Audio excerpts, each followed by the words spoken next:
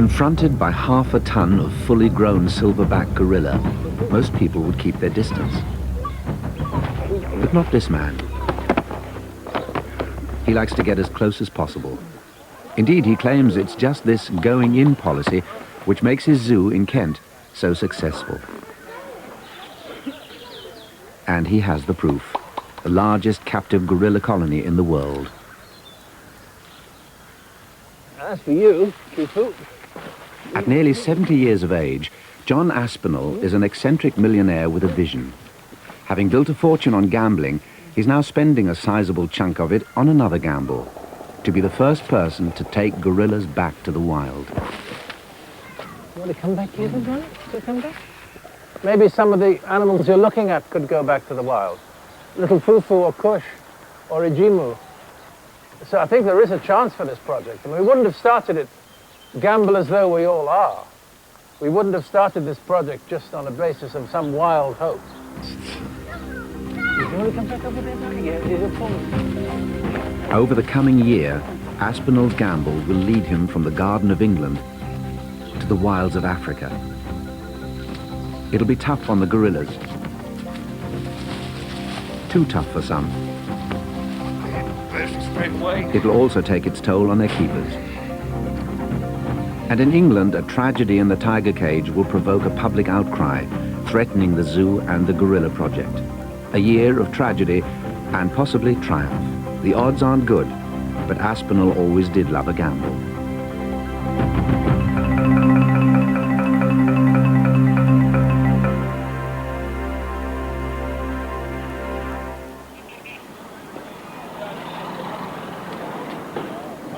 "500 miles south of the equator stands Brazzaville, the Congolese capital.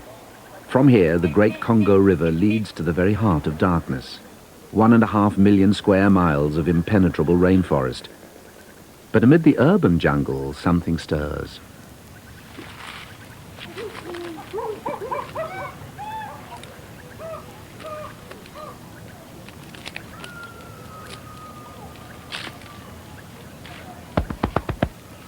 Aspinall has come to Brazzaville to launch his ambitious scheme.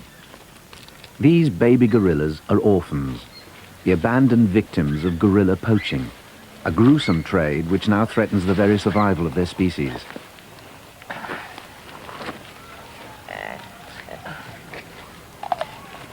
With their parents slaughtered, they'd have stood little chance in the wild.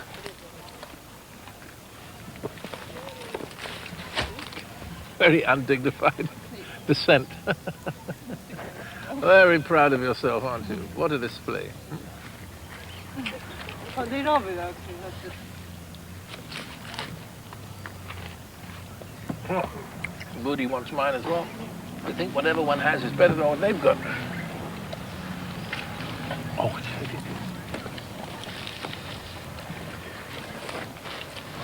Purpose number one is to save these little things from being eaten. Their mothers were all eaten, shot for food.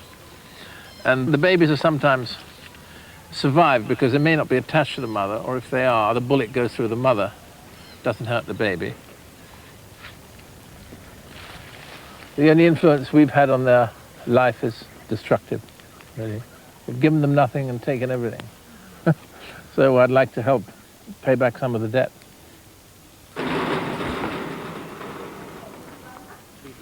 Scores of millionaires have founded orphanages, but usually for human offspring. Aspinall, a self-confessed misanthrope, prefers gorillas. Established 7 years ago, his institution here has rescued dozens of animals of all ages. He now plans to take them back to the wild, to the Lefini forest. The next time he sees them, he hopes it will be in their natural habitat. Oh, my back. These are really all acting as pioneers, recovering their ancient lands. These lands once belonged to them. The last gorilla was killed in the Lefini 32 years ago, a big adult male silverback. So that land belongs to them, and these are going to be the first gorillas from captivity ever to have recovered their lands. Lowland gorillas have been in steady decline ever since the white man came to Africa. 100 years ago, wealthy Europeans weren't interested in saving gorillas. They preferred to beat them to death.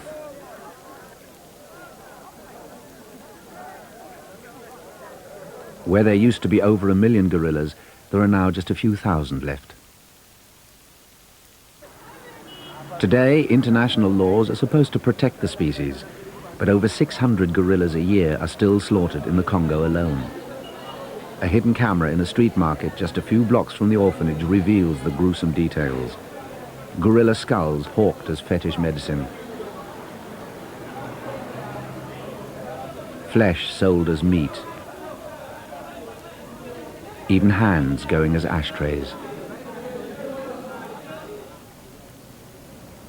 In the face of such brutal exploitation, the success of the project is increasingly important. At the orphanage, Aspinall has left a British biologist, Mark Atwater, in charge. Hello, you lot. He's chosen the first 6 animals to be released. Come on, you lot. By way of introduction, I'll go start with the boss of the group, who's here, who's Kola. He's about 5 years old, male. Fortunately, he's a very mature individual, so he's perfect for the job, really. His sidekick is Titi here, who's easily distinguished because he's got a very red head.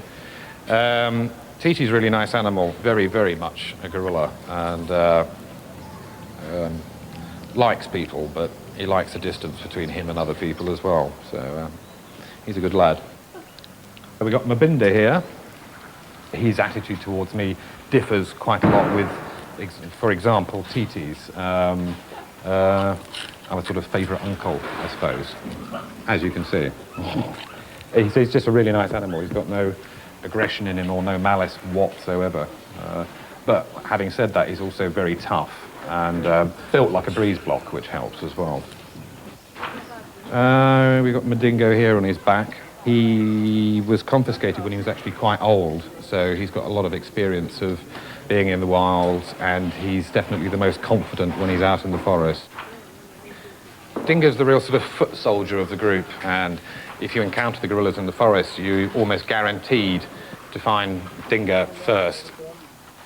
This is Zambi, who's at the bottom of the pile in the group, really. Out of this group, if anyone's not going to make the reintroduction, it'll be him. To prepare them for the wild, the Brazzaville 6 are allowed daily romps in nearby woodland. It's not exactly a rainforest, but there's enough room to give the staff a run for Aspinall's money.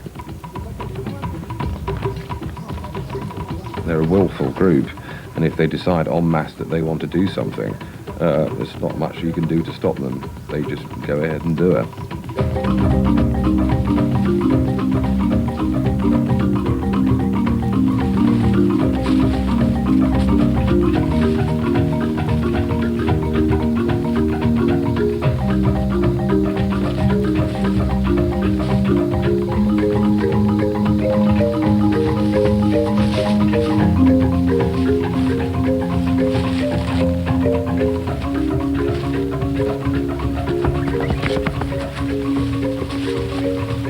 They should cope really quite well. It's obviously going to be very stressful for them, and one hopes that things are prepared enough that we can give them the support that they'll need.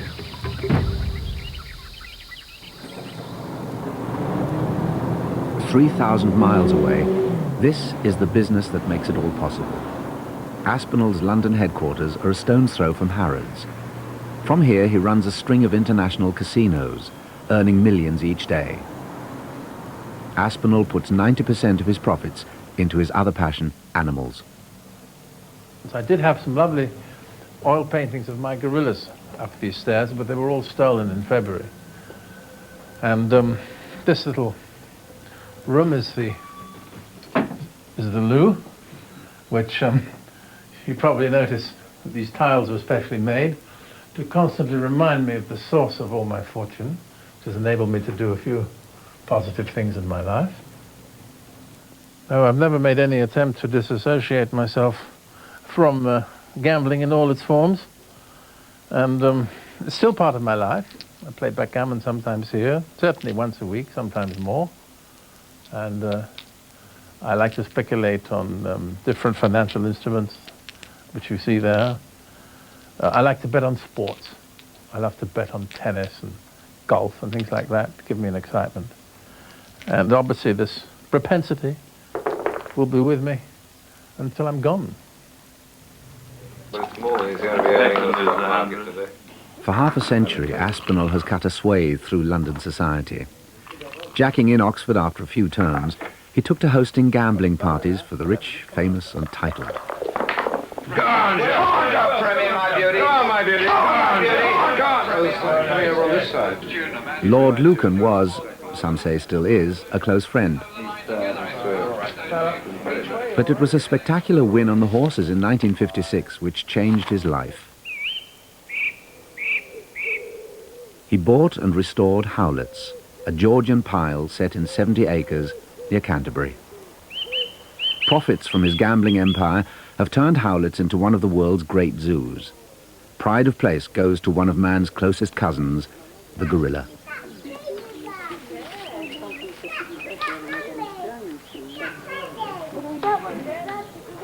If the Brazzaville Six take to the wild, one day these homegrown gorillas will follow.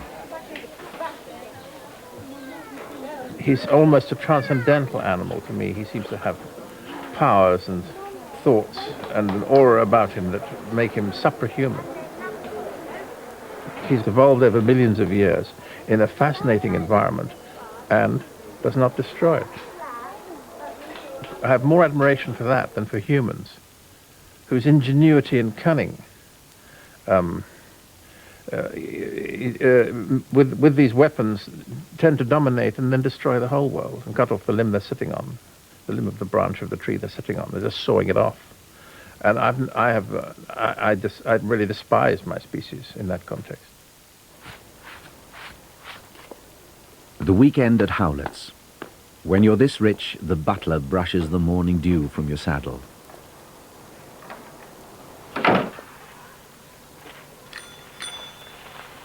The lord and master pedals through his domain to meet his grandchildren. But it's not at some bouncy castle or fast food palace. He plays with them in a gorilla cage. Oh, this is lovely dry straw, isn't it? Huh?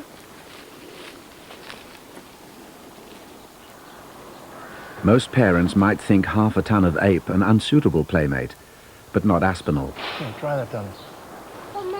Look. He insists these animals are our superiors, Mistaking it, isn't it? and if treated with respect, they'll return the compliment. Well, all these four have grown up together, got to know each other. Here. Neither of these, even from 3 weeks old, they were coming in here. And the gorillas were passing the babies round from hand to hand. If only we were typical of the human race, me and my family, and the keepers, if we were typical of man's attitude to our kindred mammals. I mean, that would be a wonderful thing, but of course it's not, because it's inborn in us, and it's taught into us to look down on all these creatures. Look like he's about now. Look, didn't much want me there.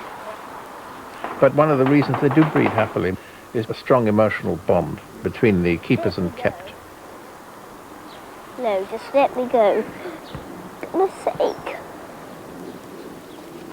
Aspinall claims that once a bond is established, there should be no cause for fear.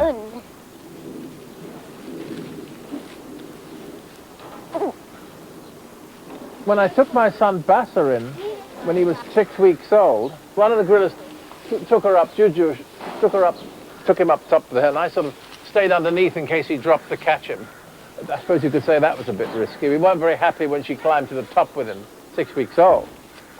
But I think that the whole family accept that a complete avoidance of every risk is a futile policy with children, or indeed in one's own life. That may be fine with gentle gorillas, but what if the animal is a natural-born killer? Look at this, you see. That was a game, but there's no malignancy, there's no intent to harm. Maybe not that time, but later a Siberian tigress at Howlett's mauled to death keeper Brian Stocks. When the same animal went on to kill a second keeper, Aspinall was forced to shoot her himself. But even that wasn't enough to deter him or his staff from continuing to go in. What you're seeing is a mutual transfer of trust and affection, a bond far better than any form of dominance, of which there is none here. When we're in their cage, we're not the boss. That's no doubt, you can see.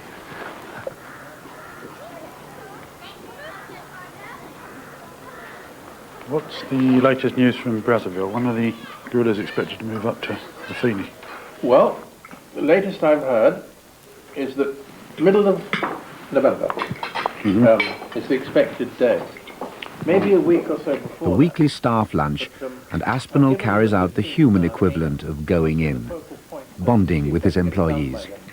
Otherwise, you know, such a complicated endeavour tends to drag on. So I've given They discuss G-Day, the appointed date for their guerrillas in Africa to start the journey to freedom. Yep. If it's like most animal transactions, you'd be lucky if it happens on the day, but well, of course, you know, because you have to have an very aiming point, of course. hard to predict, isn't it? Anything like that.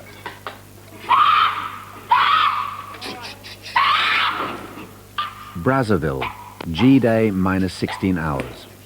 Tomorrow the 6 guerrillas will set off on the 150-mile journey to Lafini. But first each animal must be tranquilized to allow a final health check. This is Cola. Second to the right, no. Howlett's vet Chris Furley has brought along his blowpipe.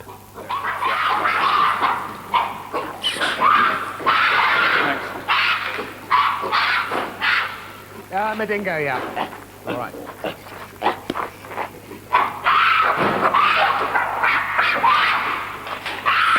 Gotcha. Who's that on top here? Standing up at the corner Yeah. from the binder. Didn't we do him first? Four. Four. Yeah.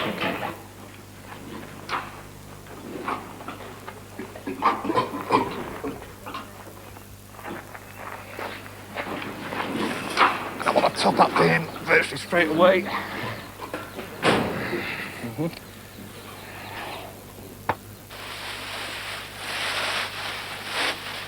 Oh, God, he's got some big incisors, Christ. We'll just have Chris do you next. Mm-hmm. Want to get him out? Okay. Got another one. Bring him over here. Yeah. He can go in the box. Just put him on the ground with his face down, that's all. Hang on. Things will be nice soon, I tell you. Come on, fella, just sit down. There we go. Watch it. So I just leave it.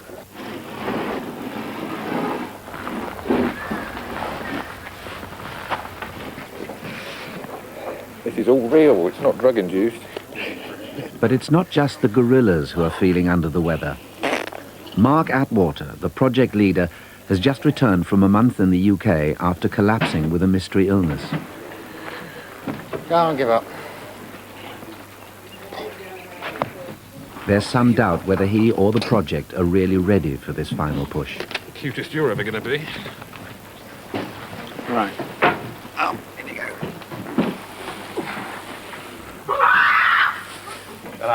Settle down. For the guerrillas, the next 24 hours will be crucial. We are sure all these are bolted up very well, are we? That up. How they cope with the move will determine the fate of their cousins back in England.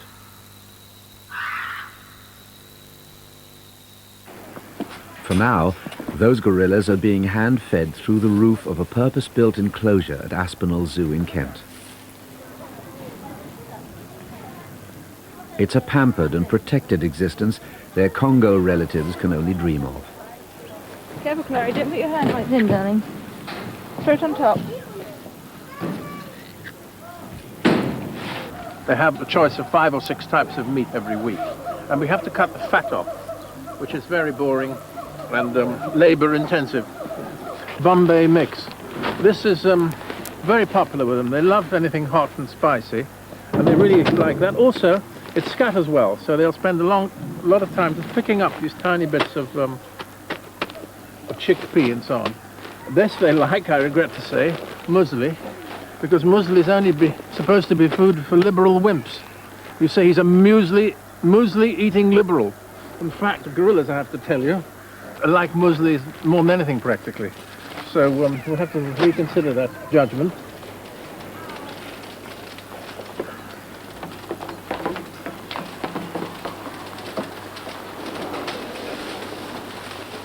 In the wild, gorillas don't actually eat meat, or come to that Bombay mix and muesli.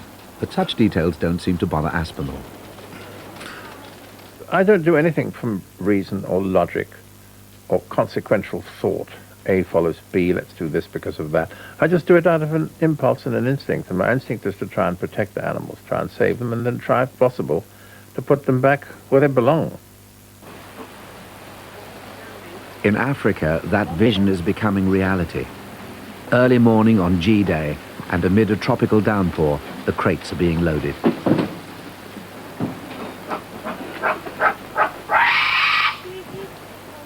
There's a long journey ahead.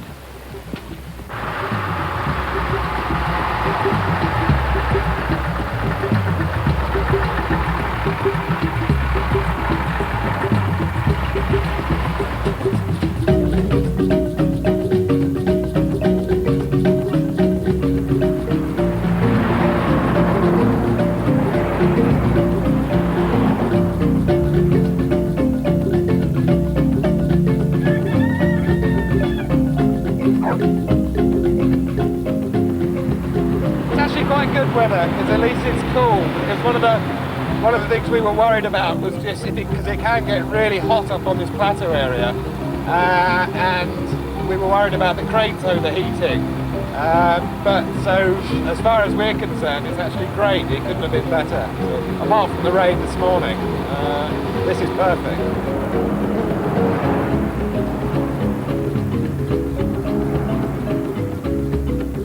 The convoy travels north for 6 hours, shadowing the Great Congo River. The destination is a vast wilderness of forest and savanna, Lifini.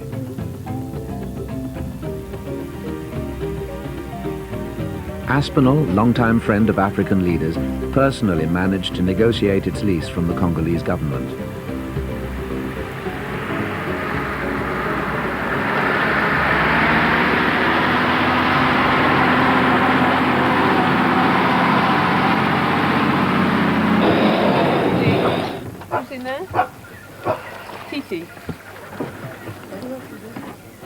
The road peters out at the edge of the forest. From here on, the crates must be carried by porters. Atwater has insisted on silence, worried that unnecessary noise will disturb the animals.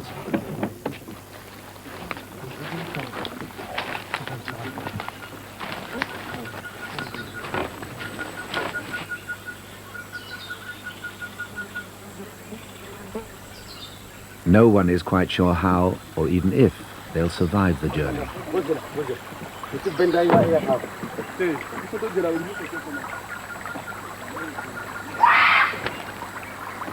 This is a particularly hazardous moment.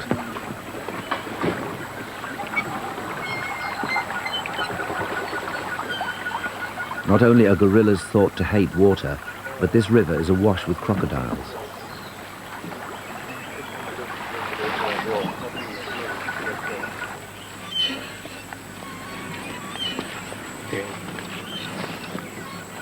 In a bizarre recreation of a colonial scene, porters wheel the crates the last few miles. A century ago, they would have been going the other way, helping the white man carry home his bloody trophies. At last, the release cage looms out of the jungle. It will act as a halfway house, allowing the 6 to get used to their new environment before being set free.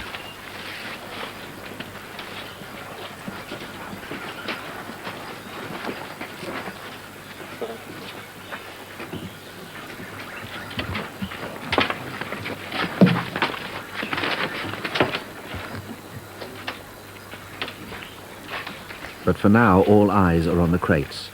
How will the guerrillas have coped with their 24-hour incarceration?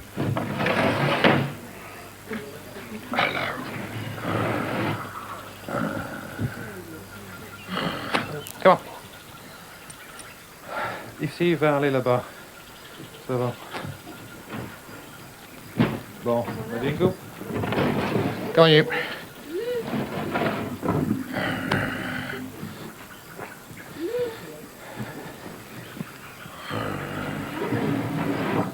Go see, boys.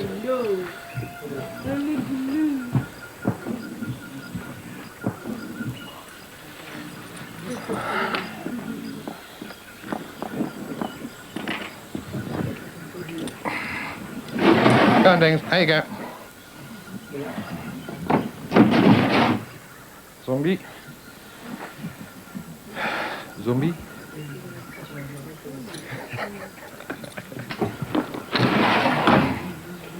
Come on.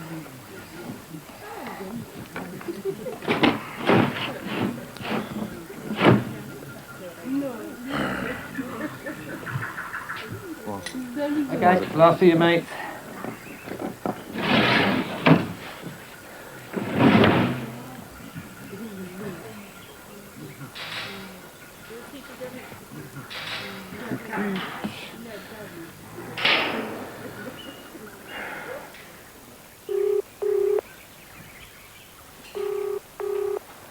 Mark, congratulations. I hear it's all worked out well. Yeah, it worked fine.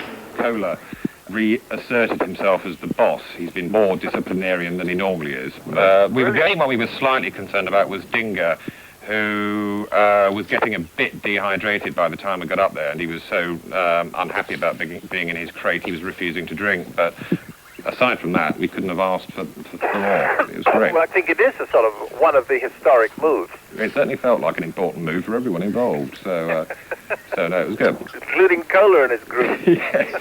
Well, I hope they understand the importance of it. But yeah, they understand something's afoot. Oh, yeah, I think they do. Atwater doesn't know it yet, but for him, this is the beginning of the end. Indeed, a series of tragic events, both here and in England, will undermine Aspinall's entire dream. The troubles begin at home. A keeper has been killed by a tiger at a zoo with a history of similar tragedies. The keeper had entered an enclosure at Howlett Zoo near Canterbury in Kent. The killing of Trevor Smith challenges all of Aspinall's theories of bonding and trust. Unlike the previous killer, this tiger, bred at Howlett's, had been exposed to close human contact from birth. That's Balkash. This is the villain of the piece, old Balkash. Causing me a lot of difficulties, I'm afraid. Oh, you big boy. Yes, you are, aren't you? Yes, what's that, eh? What's that, you silly boy? He couldn't have known about killing in the sense that he'd never killed anything before. He'd never made a kill, so I don't think he knew what termination of life meant. On the other hand, the way he killed Trevor looks as if he was performing a clinical killing with one bite. The vertebrae up here, you know, back of the neck. His convictions unshaken, Aspinall refuses to blame either the animal or his own policies for the tragedy. But the local council sees it differently and promptly invokes health and safety laws to ban any further going in. There's some tragedies at Howlett's and Port Lympne. Incensed by the interference, Aspinall takes a defiant stand at the zoo's annual meeting. If it ever comes to it, I might have to ask your help to write to the council and get as many signatures as you can if they interfere too much with the running of Howlett's and Port Lympne, because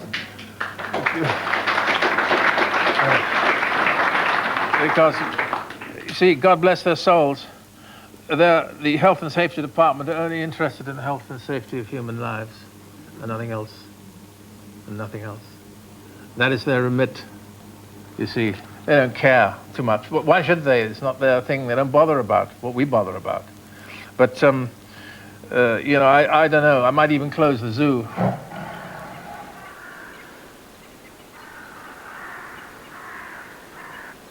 I've often wondered in the First World War, you know, when a company charged over the trenches to get into the Germans, and, you know, half of them were killed, all your best friends, and this and that, right, left and center, how people carried on. But they did. And that's how we feel here. We carry on with the work we do. In spite of the casualties, you get casualties, because we are carrying on really exceptional work here, and in Lefini, and you're going to get casualties. There's a price to pay. Brother Lefini, do you read, over? The price in Africa has also been high. Barely a month in, and the Brazzaville 6 have been reduced to 3. All the dead were victims of stress-related illnesses, probably induced by the long haul in crates. They never even made it out of the cage. Dingo went first, the foot soldier always eager to confront strangers. He showed signs of illness on G-Day. Madingo was next, the one whose experience of the wild ought to have stood the whole group in good stead. And lastly, Zambi, bottom of the group and cited by Mark Atwater as the most likely to go under. His keeper, Despina Chronopoulos, was devastated. When Zambi's illness became really serious, we had to separate him from the other 3 and shut him at the other end of the cage. And, well, he deteriorated very quickly. And the evening, the night before his death, he spent in this platform. And all night he kept vomiting and had diarrhea. And in the morning, he crept over there and started having serious spasms and died. It was, of course, terrible to spend the night with him, having him clinging to you. And, of course, sometimes you have hope. You think, oh, he's better, he's drinking, he's not vomiting, so he's going to make it. And then you see him dive again, so, of course, it's very painful.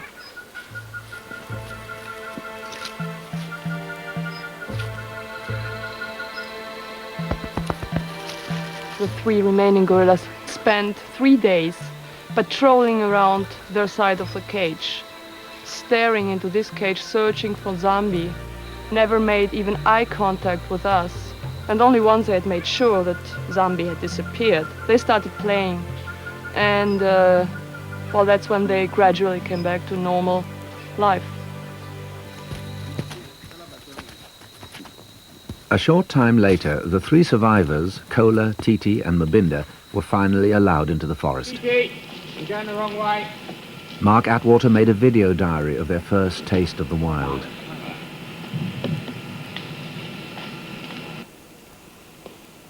But within a few weeks, he was back in England, himself the victim of stress and exhaustion. In a sort of perverse way, I sort of mirrored the gorillas, really. I mean, I had fallen very ill, was not given the chance to recover, then had an enormous amount of work and consequently pressure, and wasn't able to react in the best way because I was flat on my back, ill half the time. And a similar thing happened to the gorillas, really, with more serious consequences for them.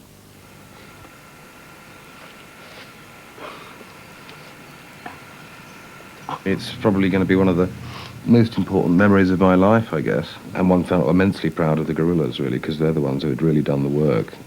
I mean, they'd gone through an awful trauma that most animals, and certainly most people, never have to go through. And they'd made a real effort and had come through it well. But the same couldn't be said for Atwater. After 7 years, his involvement had come to an abrupt end. In retrospect, he might have done things differently. I think the whole relocation of the gorillas was rushed. That meant that things weren't as prepared as they should have been. That meant that we couldn't give them the support that they needed during an outbreak of an illness, which was something that you couldn't control.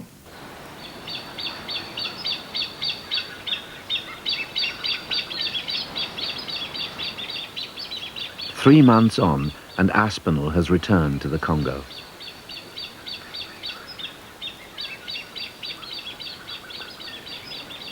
He's left behind the controversies at Howlett's to check up on his African gamble. It's possible we made some errors at that time, largely due possibly to the illness that overtook a very able person who was running this place, and he got ill and he was still in charge. Possibly that was partly the reason, partly bad luck. But gorillas are much more emotionally delicate than us. Humans are much tougher species, mentally and emotionally. And whereas a change of habitat doesn't worry any of us too much, that we're all here now, aren't we? You know, in a country completely alien to us. We seem perfectly happy. But if you shift them, they don't like it too much. Right, now this light off, isn't it? Well, they're not really perfect now. They're too big. Well, I'm ready when you are. You're ready. Excellent. Impatient to track down the gorillas, Aspinall stocks up with some of their favourite food. Anything they eat. Eat a few of these.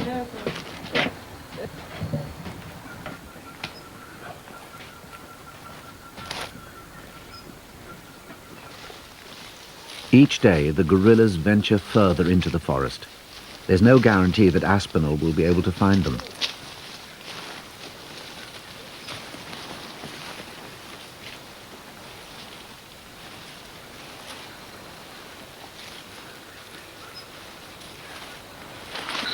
After some time, they discover a track beaten flat by the gorillas.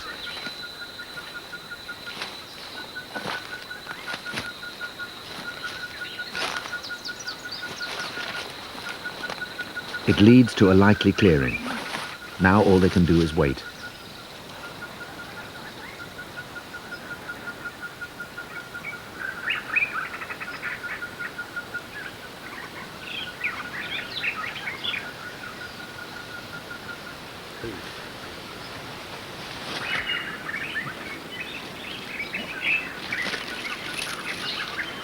Ah, a titi. Mabinda? Oh, Mabinda is moving and Titi is on top. Kola, Mabinda, titi.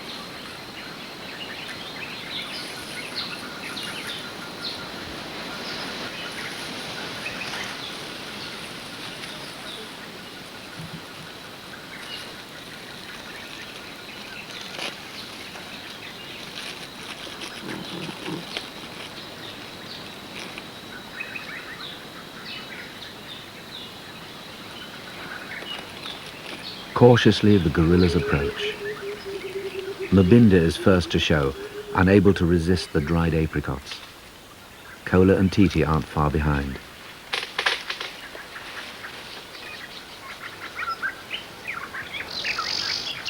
Good morning. Don't worry.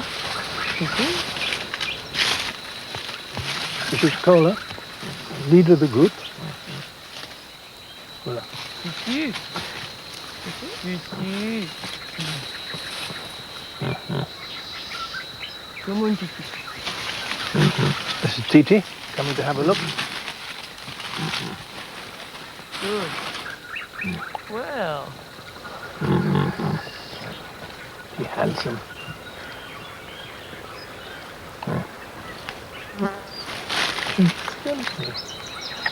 Well done.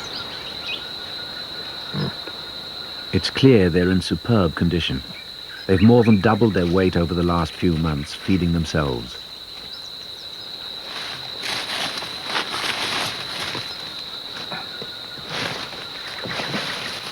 At first, it seems they've lost some of their intimacy with people.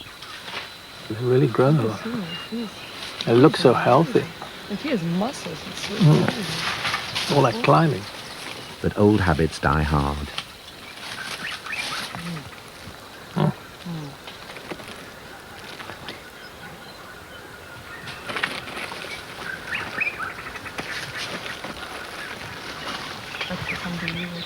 I might come and sit with you there, and they come second time round, they might come and say hello to me. Huh?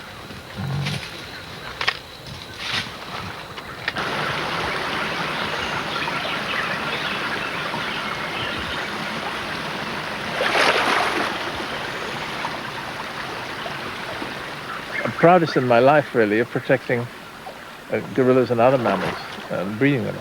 Because we'll send our own gorillas from England back here. And my son fully appreciates the onus of the responsibility that will fall on him. And the staff at Pilots in Port Lympne have been engendered with the enthusiasm of the work we do. I think that will live long after me, I hope. And that's really what I'm most proud of. Chance of swimming against the current, for me, very remote. Yet that's just what is done back home. The campaign against the council ban on going in with tigers has attracted 250,000 signatures. If it fails, Aspinall has already decreed the zoo will close. In the meantime, it's business as usual. My passenger here is Django. He's a Western lowland gorilla, and he's quite an important little chap because he's the firstborn to the Congo orphans, which came over a year or so ago. He was born premature, so we've got him at home to look after. And obviously, he's just part of our family at the moment. But not for long. Django is bound for a new £800,000 enclosure, another gift from gamblers worldwide. Though the tigers may be out of bounds, the gorillas aren't. Even in his absence, Aspinall's family are still going in.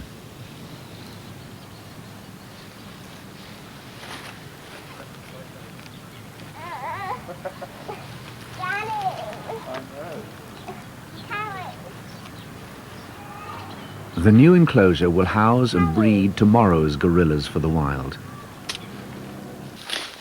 Today's pioneers in the wild are getting a second visit from their benefactor. This time they're in a more boisterous mood.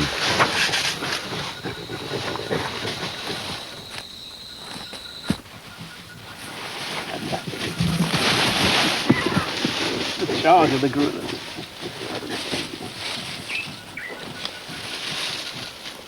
The gorilla charge.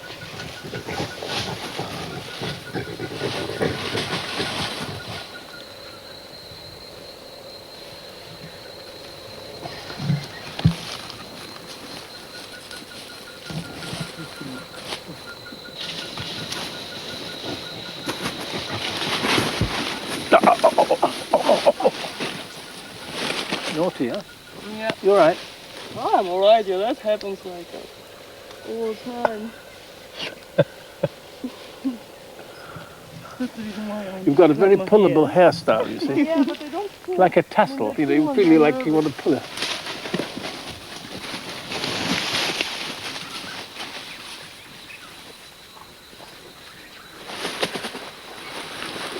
Dee-dee. Yeah, strong boy, aren't you? Oh, yeah. Clever the way he uses all his weight so effectively.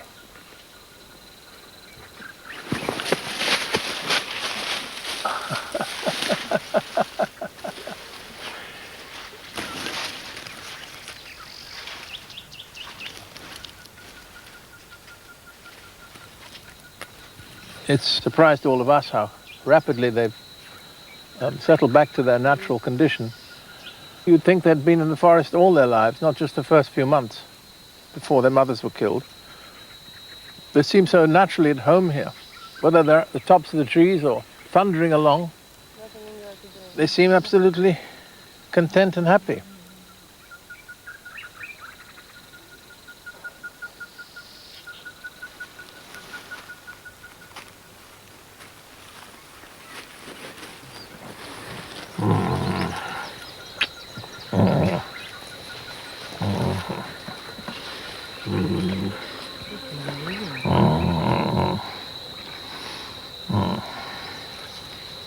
Hey, God, Doug.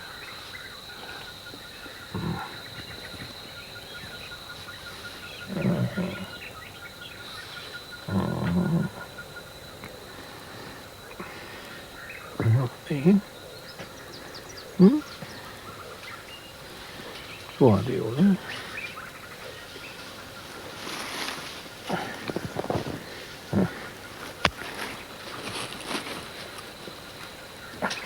Pull up.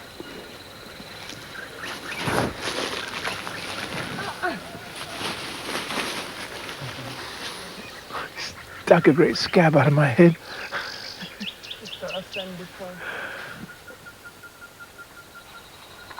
One of the disadvantages is they won't have an inborn fear of man.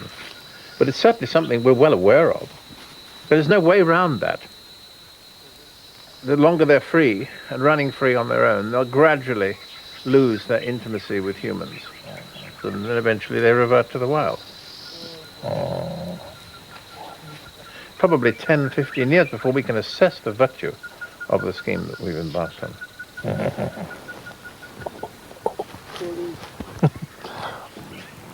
I think we're on the way. We're on the way. Into uncharted territory. The experts say gorillas and water don't mix. But obviously someone forgot to tell Mabinda.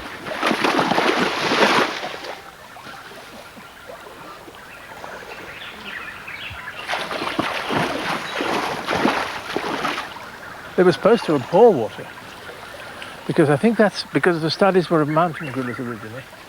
There the water's cold, and they don't like cold water much more than we do, but we wouldn't mind a dip in that now, would we? That's lovely, cool stream forest water. Although Kola, Titi and Mabinda seem genuinely at home in the forest, their very intimacy with people undermines their chances of survival. Aspinall's vision of a self-supporting colony remains firmly in the future. The dream is on course. The dream is on course. But, you know, I won't then be able to say, well, that dream's over and it's wonderfully successful. One has constant concern about what's going to be the next step. You know, you don't feel, oh, that's it then. Like when you restore a painting, you finish, you hang it on the wall. You won't be able to hang Le Fini on the wall for a long, long time. It's Fina. It's how you teach them to cool down and go right in the water, is just spring it all over them. Yes, It's been a long haul, with human as well as animal casualties. The project leader retired exhausted. Half the original Brazzaville 6 have died, while Howlett's, intended to provide the next batch, is under threat of closure. For all the difficulties and doubts, the controversies and criticisms, there is a sense of triumph. Aspinall has proved, against all odds, that gorillas can be returned to the wild. His gamble may have paid off.